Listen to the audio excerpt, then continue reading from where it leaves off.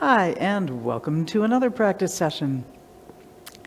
I'd like to take a look at low punch today. So we're going to do the walking brush knees and low punch, get into the details of that. But let's warm up with the first third. So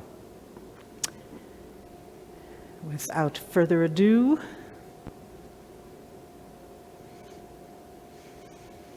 breathing, relaxing, and go.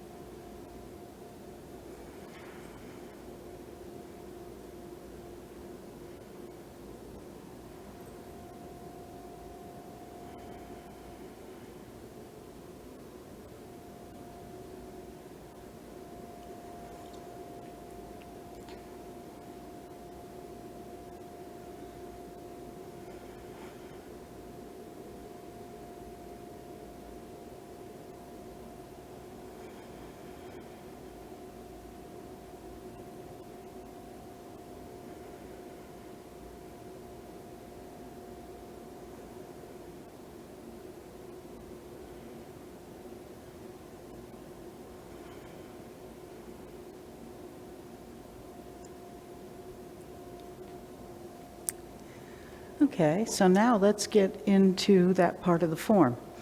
And so let's take it from, we've just done the spin and the kick, and actually we've just done the spin. Let's toss the kick in just for fun. And then we'll do a round of walking brush knees and the low punch.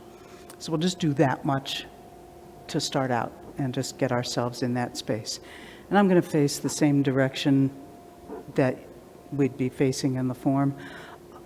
I'll face the camera later, but let's just get into it.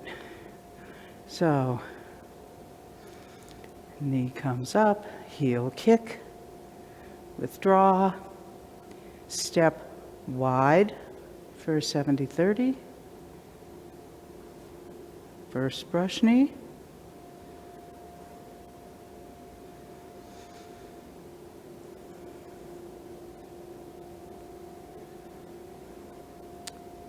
second brush knee,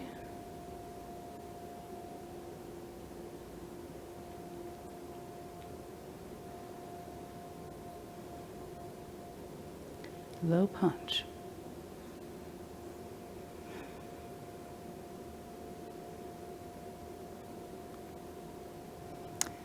Let's do just that much again.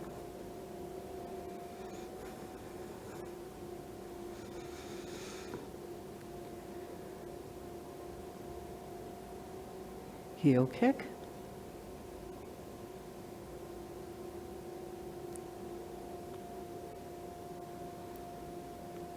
Brush knee.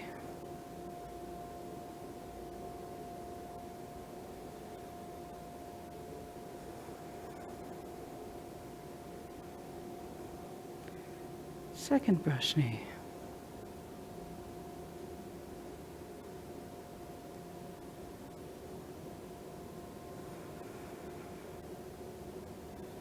Low punch.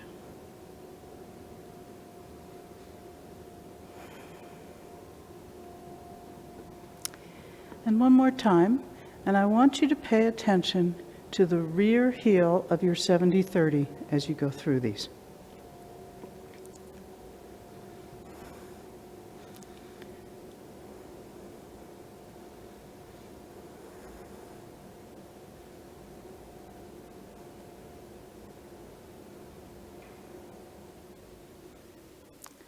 So, rear heel of the 70-30, keeping it connected.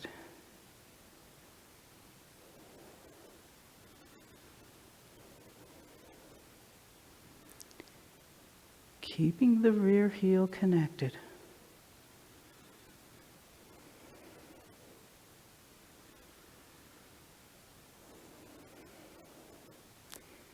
And keeping your rear heel connected. Take a break. So I'm starting with the heel because it's so easy to lose it when you do the low punch. You think you got to get down low, and then you get out of your own space and shape, and the rear heel is lost as a result of it. So even though this is a low punch to the crotch, you may think of it as, it's really critical that you not lose the heel. I mean, that's true in every 70-30, and you might have noticed that just doing the walking brush knees, you had some trouble keeping that rear heel connected all the way through. But in low punch in particular, you don't ever want to go lower than you can keep your rear foot connected. The rear heel in Tai Chi is really important. It's a critical piece of the transmission from the ground out to your hands. So let's do it again and pay some attention again to that rear heel. And notice what takes you out of the rear heel. So from here,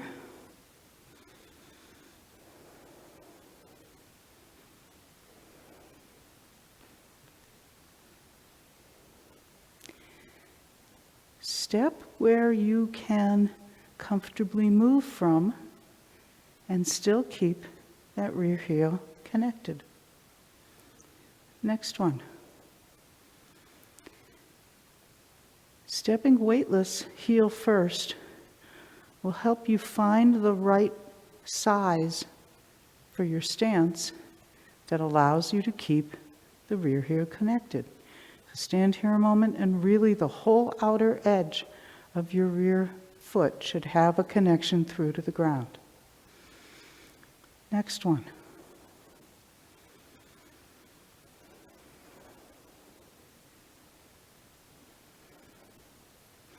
Same thing here. Step where you're comfortable and don't go lower than you can keep the rear heel connected. And what do you have to do to really get that foot with a solid connection to the ground? Rest your legs. So there's a lot of complications to low punch.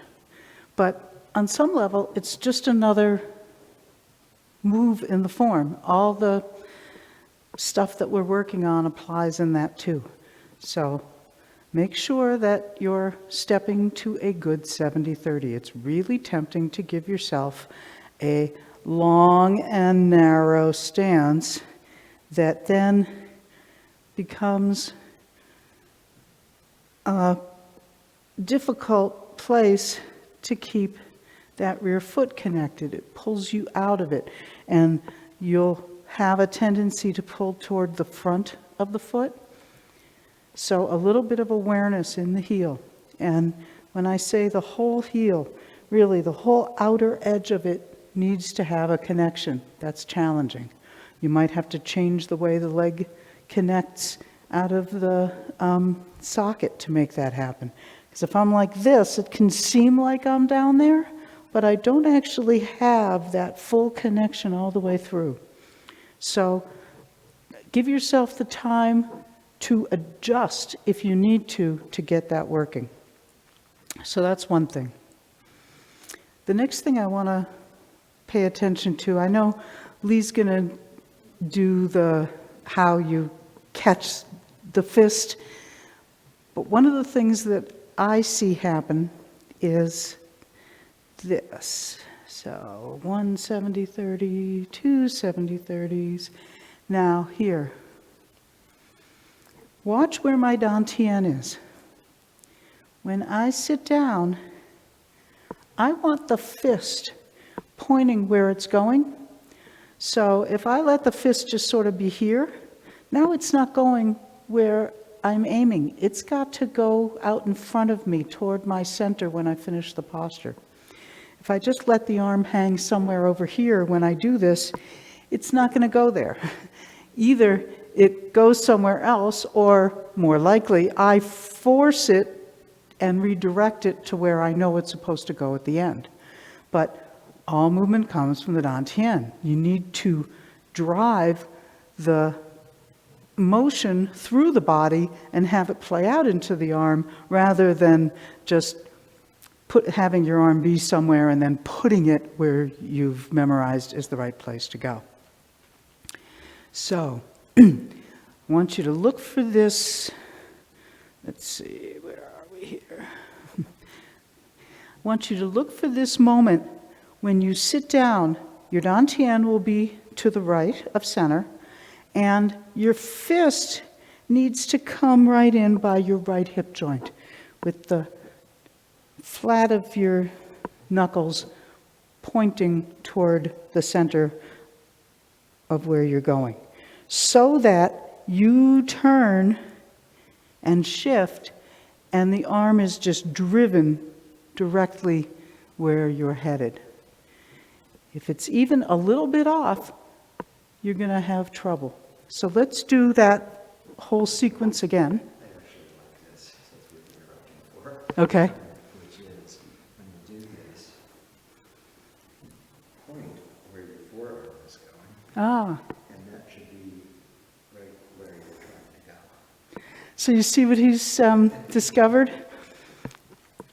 I will try to repeat what he just said, which is that when you're here, point where your forearm is going, and then just leave that, follow that line.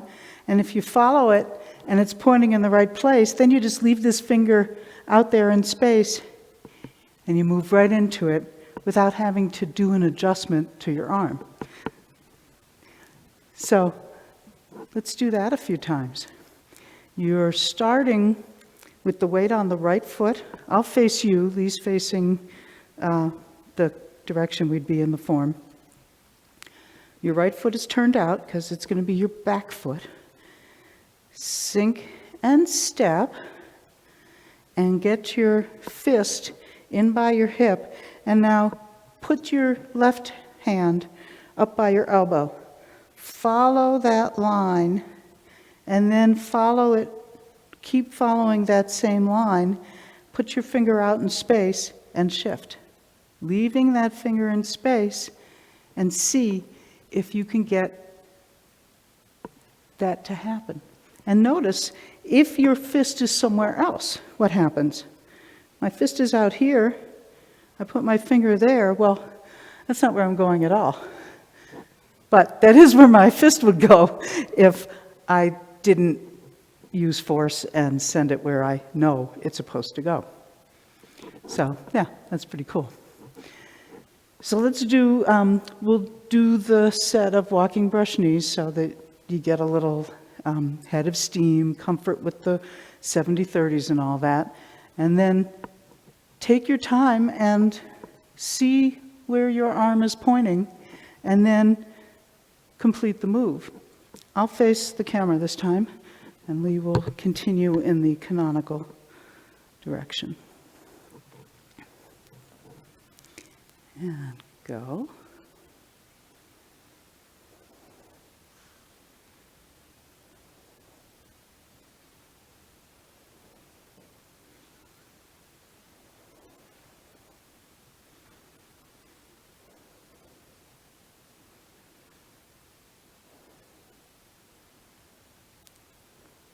Remembering your rear heel.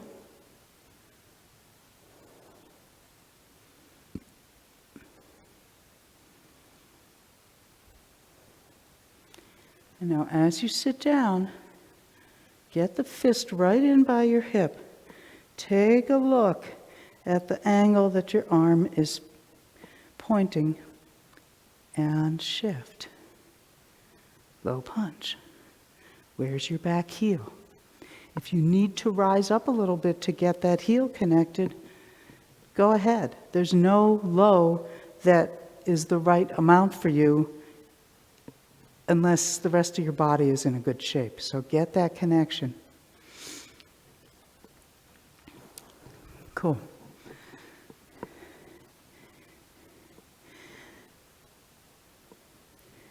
So the trick isn't in the arm. The trick is in the dantian. Being able to follow the movements of the dantian, then the arm will just land right in kind of your hip pocket and come out. So let's do that series again, and I want you to just, now with any luck, you're more aware of your rear heel. The rear heel will stay better connected.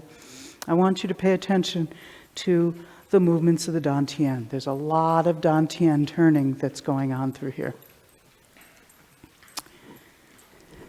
Lee will do the most important job of petting the dog. And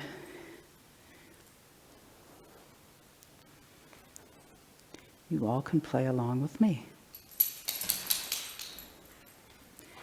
So look at where your dantian is. Complete the move. Dantian squares up to the front. Now the dantian goes to the corner. It's even a little more in the corner. You step straight ahead, but your dantian is quite a bit toward the corner. Shift and turn the waist. That brings your dantian square to the front. Next one. Gently make a fist. Sink. Your dantian is further in the corner. And you've got your alignment here. Turn the waist as you shift. And let the arm just follow that movement.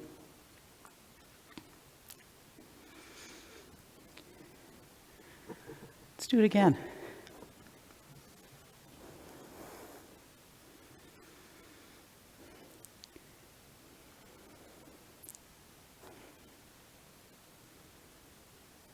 So your dantian's in the right corner. And now it's square to the front. It goes to the left. It stays in the left, maybe goes even a little more to the left. Turn the dantian as you shift, square to the front. It's in the corner. Shift, gently making a fist, still in the corner, a little more to the corner. Catch that fist in your hip. Look at the angle that it's facing. Shift and turn the waist.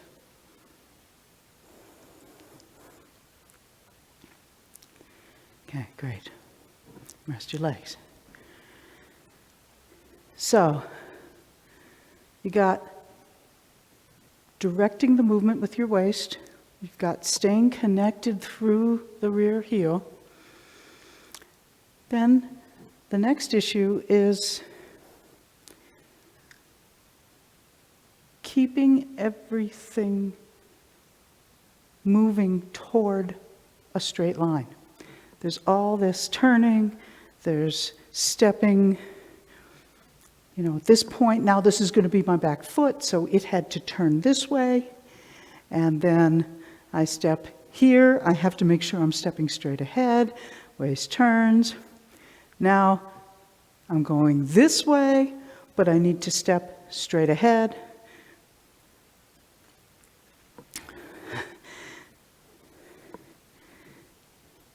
And the low punch is also straight ahead. So for some reason, this series of moves tends to get us a little bit skewed from just the straight-on direction for each of the final postures. They should all be squared up to the same direction. You go through corners, but you end up in the final posture really squared to the wall. So let's do it again, and this time pay attention to making sure that the foot you step forward with is not only a good distance from the other foot so that you can end up in a good 70-30, but that it doesn't start doing a little bit of this. And then you can get a little off. By the time you're getting somewhere, you can have lost that straight-on direction. So let's do it again. So right now, your right foot is pointing at right angles to where you're kicking.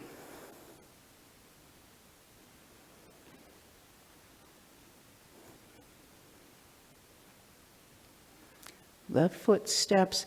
Give yourself width and point it straight ahead. Back foot turns in the right amount. Good connection through your heel. Turn to the corner. Your left foot pivots on the heel. You're moving toward the corner. You're staying in the corner, turning even a little further to the corner, but your right foot is stepping straight ahead. And when you finish the posture, you're square to the front. Same deal on this side. It goes to the corner. You shift toward the corner. You sink into the corner, but your left foot steps straight ahead. Feel that rear heel and let that help set how low the posture goes. Okay. And then the next thing I want to talk about is the incline that happens in low punch. So it's a punch to the crotch. You incline, but you don't bend over. So what I mean by that, this is bending over. See how there's a break? If you start at the base of my spine, it makes a curve to get over here. I'm not bending over. I'm taking my upright body and inclining it so that there's still a straight line from base of spine to crown of head, and that's what inclines. It's like a bow. If you bow from the hips, it doesn't bend your spine. Another bow would be like this, and then you know, that's like you're going to touch your toes or something. This is still body upright. This is not, oh, well, this isn't body upright, everything else is. This is body upright. It's just an inclined upright body. So, let's do it again. I'm going to face this way now so that you get a view of the incline.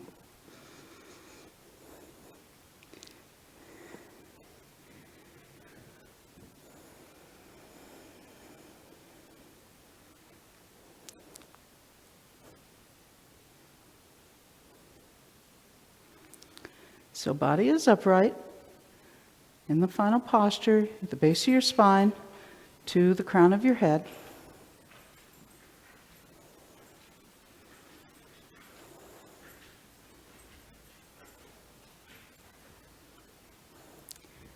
When you complete the posture, body is upright.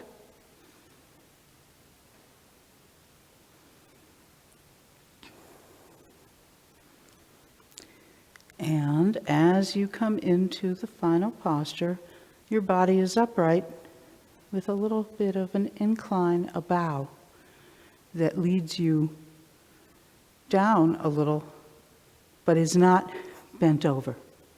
So as you stand here in this final posture, feel your rear heel, feel like you're in a square 70-30, and bend over so that you feel that, and then get yourself upright on an incline.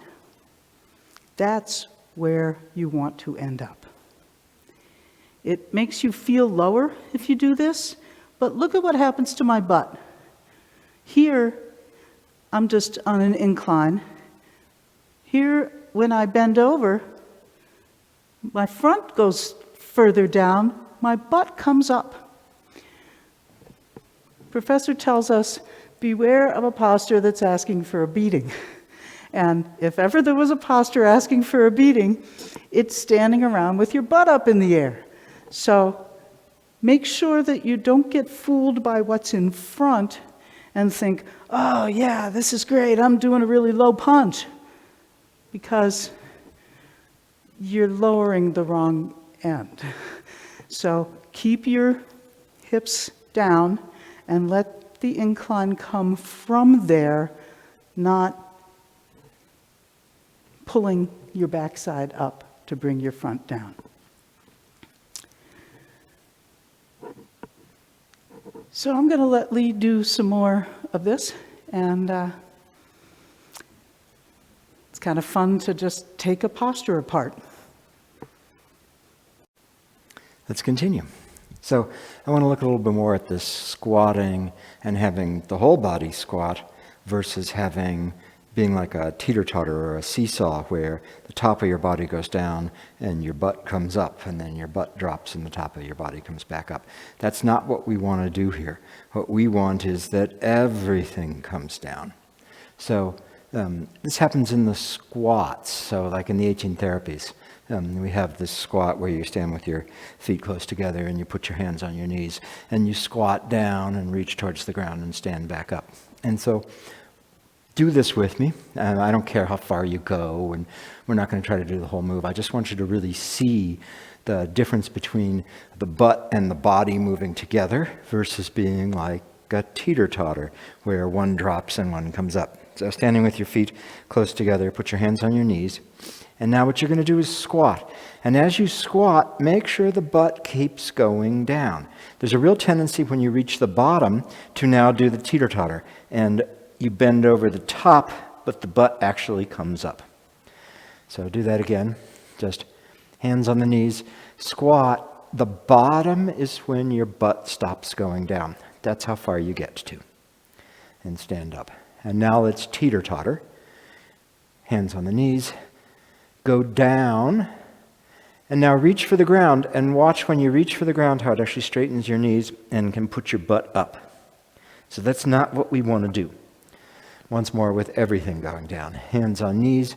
Squatting. Butt is dropping all of the way. So the same thing happens in squatting down, squatting single whip, where, we're in single whip and we come across and we do this whole thing. There's a real tendency there when you're trying to get down low to again have the butt raise. So watch. I come across here. I'm sinking, and I bow over and turn. At that moment, a lot of times what people will do is this. See how my butt went up right there? Now my butt is going down. I need to keep this dropped as I come across there. So do squatting down with me. And right, wrong, right. We try to have the butt stay down as we bend over. We'll let the butt rise like a seesaw. We'll keep the butt down. So single whip. Turn. Extend. And now put your other hand on the base of your spine, your left hand, and bend over, feeling that the tailbone is continuing to drop as you do that. Same thing again. Turn, elongate, put your left hand on the base of the spine.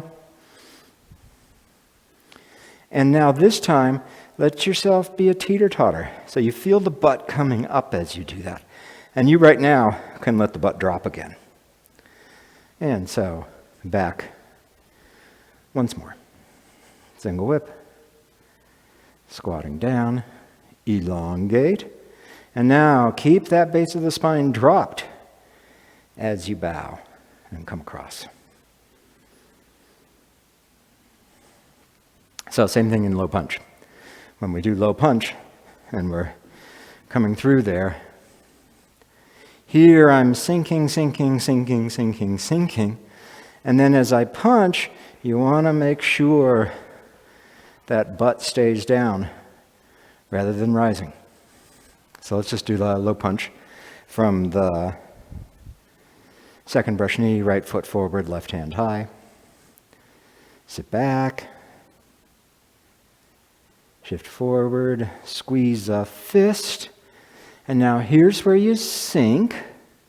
Put your left hand on your butt and punch and feel that the butt continues to drop. And do that again. Second brush knee, right foot forward, left hand high. Sit back, come forward, sit down, put your left hand on your butt, and now this time, teeter-totter. Feel the butt rising. And probably what will happen when you do that is the front hand will be going down rather than out. Okay, once more, no teeter-totter. Everything dropping all the way through it. Right foot forward, left hand high. Continue. Sit down. Butt stays down as you punch. Great. So, that wasn't on my list, but I think it's something that is easy to miss. We think we're trying to go down, and we're in our heads and our upper bodies, and so we lower those.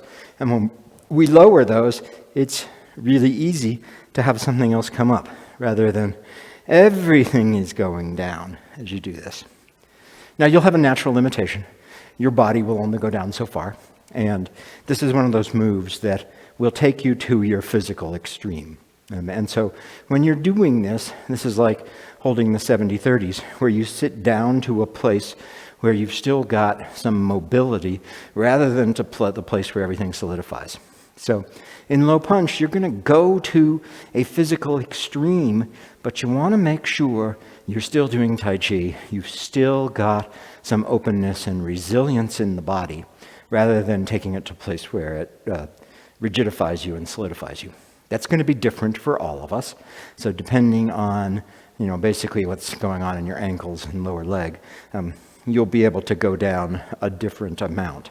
So it's up to you to figure out how far you can go and still stay in Tai Chi. And that thing that Beth was talking about with the rear heel, as you just take a 70-30, like we were going to do low punch, and sit down, down, down. Make sure your waist stays square to the front. As you do this, at some point, you'll find yourself starting to lose the rear heel, right? Like I just did. That's too far. So come back up, sit down, rear heel, rear heel, rear heel, rear heel. Feel where your bottom is. And now incline the upper body without raising the butt. And then just place your hands in the final posture. The fist is right in front of your center line, leading with the side of the knuckles. The other hand is next to your thigh.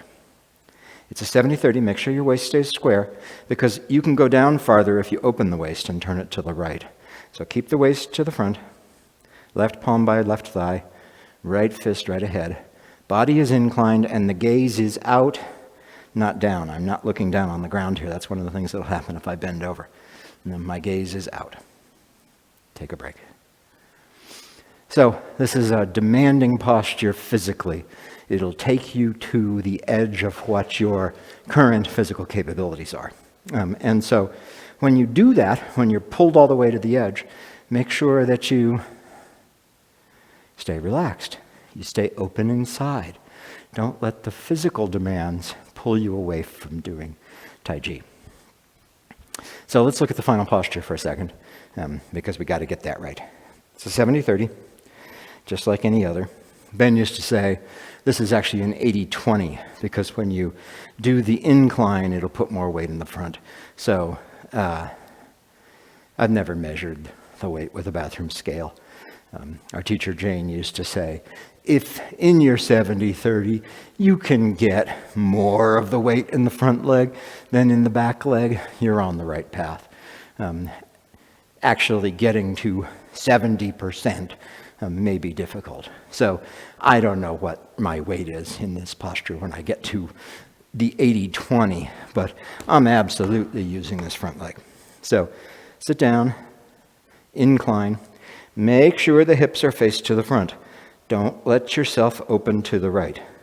Make sure the hips are faced to the front. Now this one will make it really clear that the line from the rear hip through the knee to the bottom of the foot is angled. It's not held out with the knee directly over the toe. It's a line, it's a diagonal line here. Right fist is right in front of the center line. The fist is out further than my front foot. Left hand is here by the left thigh. You want the angle the same. The left forearm and the left thigh should be parallel. If you don't sit down as far, then the left forearm will be higher than the thigh. When you sit down, aspirational is that they're actually right next to each other, and the fingers of the left hand are right here by the knee. The left hand isn't ahead, the left hand isn't behind, and it's not at a different angle. Stand up and take a break. Demanding posture.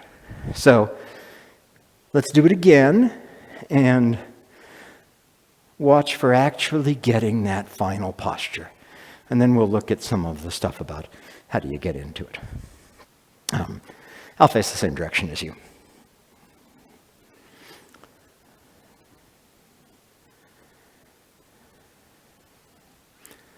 Kick.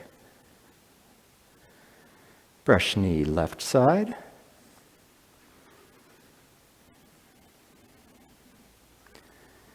Brush knee right side. Sit back. Shift forward, squeezing the fist. Sit down, butt goes down. And complete the posture. Waist square to the front. Rear heel on the ground. 80% of the weight in the front leg, fist right in front of the center line, left hand, forearm, same angle as the left thigh, left fingers in a line with the left knee. Gaze out, not down. Take a break. Now, it's a process, right? So, depending on how far down I sit when I come through here, my left hand may be higher than my thigh. I don't want to do this. See, the angles are different now. What I want to do is everything goes down so that I get them the same. And if they're not, that's okay. You got next month, next year, next decade. You got time to work on that. But you can do right now that the angle of the left forearm and the angle of the left thigh are the same, even if you can't get them in a line with each other. So, how do we get into that posture? First piece that I want you to look at is sitting back and having the left hand drop and deflect. This is a classic on or push down. As you do this, this palm drops and it would be deflecting. Oh, I was going to do it to you. Yeah. Beth's in brush knee, and I'm punching at her, and her hand catches me, and as she sits back, drops my hand. So this isn't just an aimless, mindless hand dropping. This is connect, drop. So this hand coming back here and dropping is meaningful, not just limp spaghetti. Drops. And where it drops to then, it has another function now of protecting the groin. And so it should be about a hand span away in front of your groin. Closer than that, something that hits your hand would just go through the hand into your groin. Farther than that, you're not actually protecting. So pay attention to this as we sit back.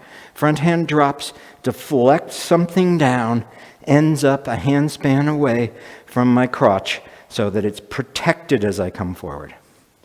Let's do that from the second brush knee. Right foot forward, left hand high. Left hand is going to drop.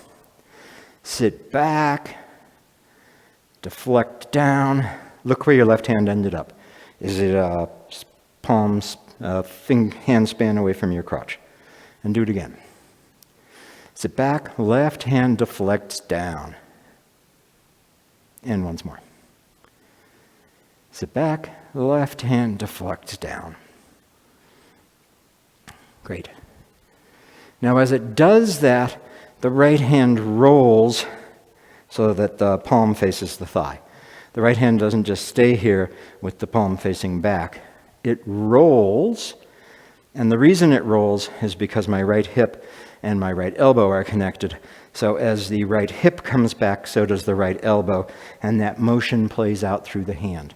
So the lower arm rotates. So let's do that again from the second brush knee. Right foot forward, left hand high. Sit back, left hand drops on down, and the right hand rotated. Now shift forward, carrying the left hand with you. Let the right hand make a fist. Step, sit down, turn slightly to the right. Look at your right hand, make sure it's pointed right where it's going to go. And punch. Final posture. Square, rear heel on the ground. Right fist at center line, left hand at your side. Great. Take a break. Okay, so I know Beth promised that I'd work on making the fist and catching it there by the hip. And I will next time. So let's do a whole form to wrap today up. And, this piece, the brush knees, low punch onto grass sparrow's tail, really stands out there after the kicks. So this is the demanding top of the roller coaster, everything as physically difficult as could be, before we roll into the comforts and ease of grass sparrow's tail and four corners. So go ahead and let that be there, but also don't get caught on it. Don't get stuck if something goes wrong. Just keep going. We'll do the whole form.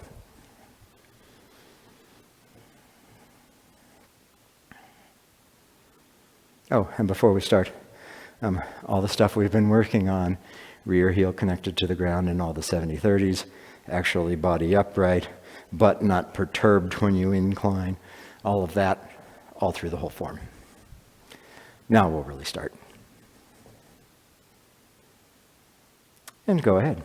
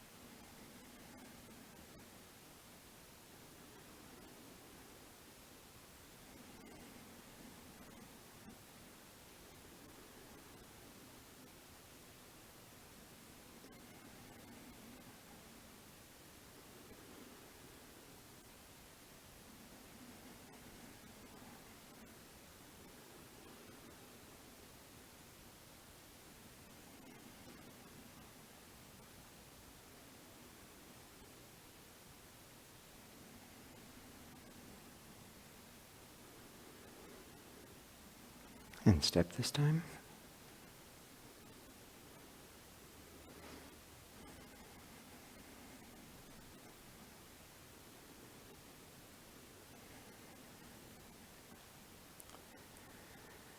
Now remember to bow with the whole body.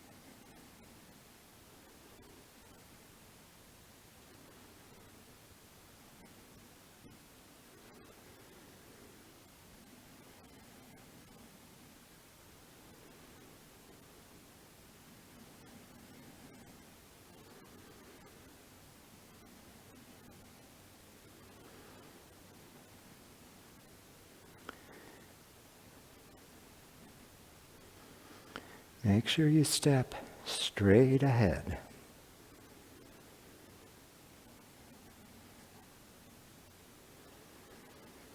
Straight ahead.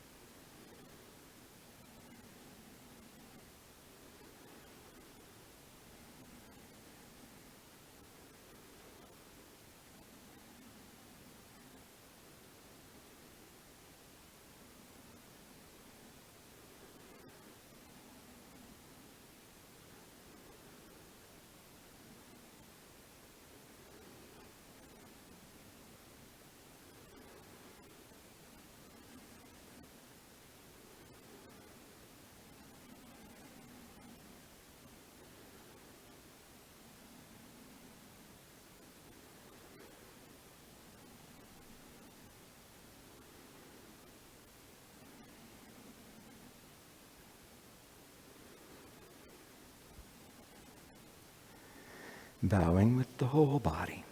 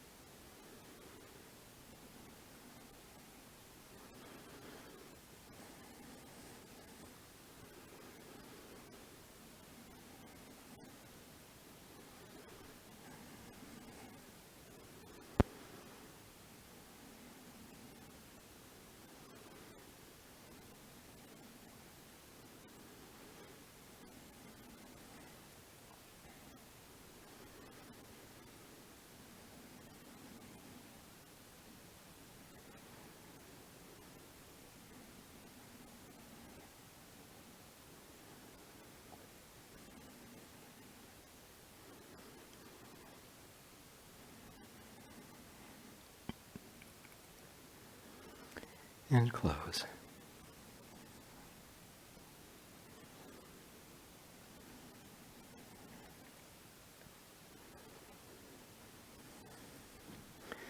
Great. So we'll work some more on low punch the next time.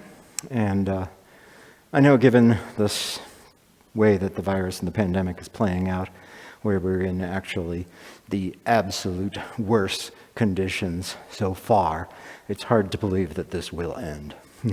But I believe that next year we will come back into a new normal. And so we're starting to think about what we do about classes and how we, make all this stuff work. If you haven't signed up for our email list and you want to be informed about that stuff, sign up for it. If you don't want, then whatever. But if you want to, go ahead and sign up for it. You can do that on the website. If you go to the Contact Us page, halfway down is a form that lets you sign up for it.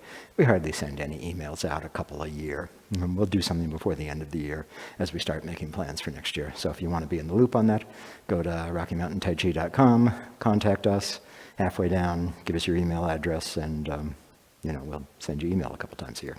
And in the meantime, have a great rest of your evening, and we'll see you again soon.